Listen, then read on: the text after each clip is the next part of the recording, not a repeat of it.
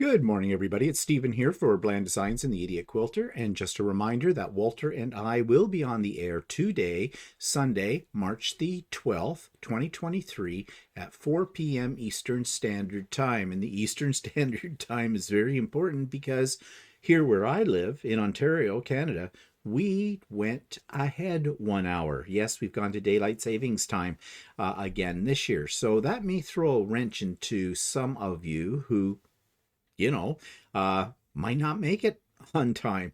Uh, so it's still at 4 p.m., but you might want to check on the internet what time that is in your area, especially if you don't change your clocks like we have. So, anyways, what are we talking about today? Everything.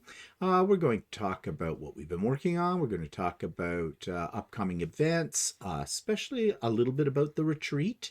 And we're going to talk about appliances and our experiences with Bath Fitter as they fixed our shower stall. It is fixed, but there's a story there.